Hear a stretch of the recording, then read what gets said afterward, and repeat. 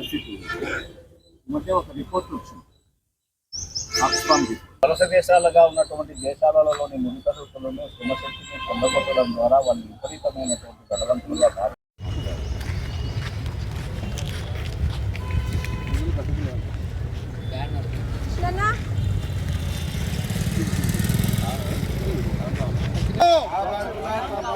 ఆదివాసీల ఎన్కౌంటర్లకు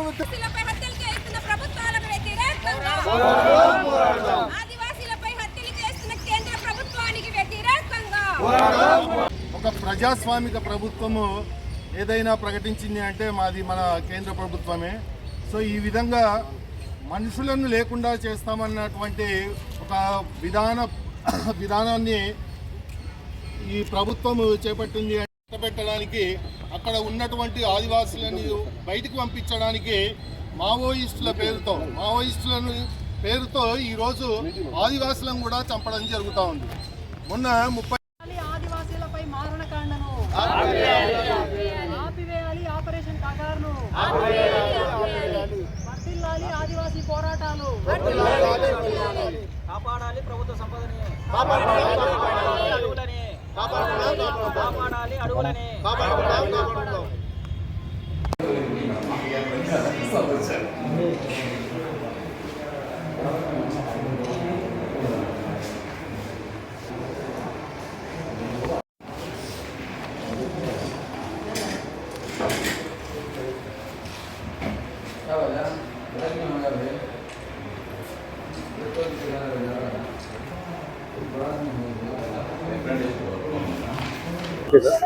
ఈనాడు దండకారణ్యంలో ఆపరేషన్ కగార్ పేరుతో కేంద్ర ప్రభుత్వం చేస్తున్నటువంటి హత్యాకాండ వెనుక ప్రధాన ఉద్దేశం ఏమిటి అంటే, సో దండకారణ్యంలో ఉన్నటువంటి లక్షల కోట్ల విలువైనటువంటి ఖనిజ సంపదను వేదాంత, అదానీ, అంబానీ, టాటా, ఎస్ఆర్, జిందాల్ లాంటి పెట్టుబడిదారులకు కట్టబెట్టడానికి, అక్కడ ఉన్నటువంటి ఆదివాసులను వెళ్ళగొట్టడానికి జరుగుతున్నటువంటి ఆపరేషన్.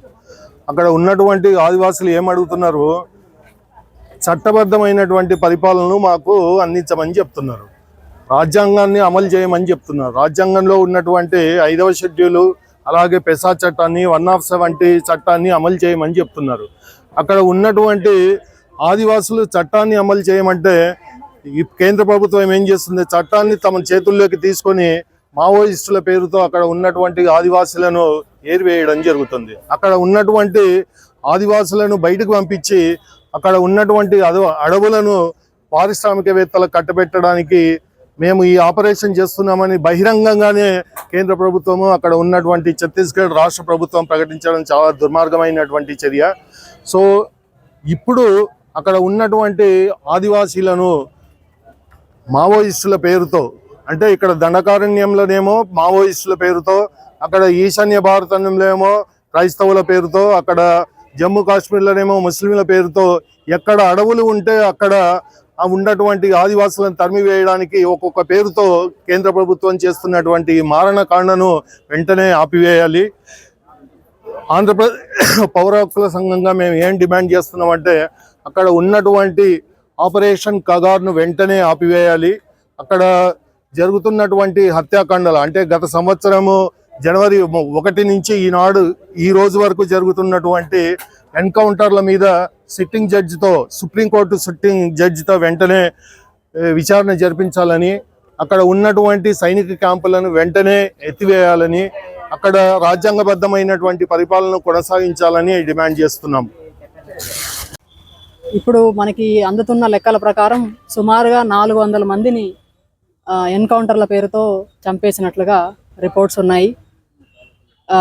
జనవరి నుంచి, అంటే ఈ ఏడాది నిన్నటికి నిన్న ఒక 3 చంపేసినట్లుగా మనకి వార్త అందింది.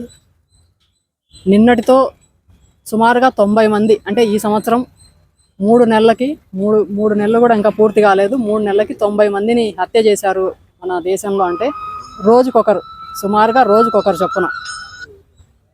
రోజుకొకరు చొప్పున అంచనా వేసి ఇట్లా నిర్మూలిస్తాము అని చెప్పి, ఒక టార్గెట్ పెట్టి నిర్మూలిస్తాము అని చెప్పి రోజుకి హత్యాకాండ చేస్తున్నది. దీనికోసం 100 కోట్ల రూపాయల నిధులు ప్రభుత్వం ప్రజలు కట్టిన పన్నులు తీసుకొని ప్రజల మీదనే యుద్ధం చేయడానికి వందల కోట్ల రూపాయలు వెచ్చించే పరిస్థితి. దీనికోసం అత్యాధునిక టెక్నాలజీ ఉపయోగిస్తున్నారు. ఇదంతా ఎందుకు చేస్తున్నారు? కనీసం కొన్ని సంవత్సరాలుగా, కొన్ని దశాబ్దాలుగా ఆ మాటకు వస్తే అక్కడ ఆదివాసీలు అడవి మీద హక్కు కోసం పోరాటాలు చేస్తున్నారు.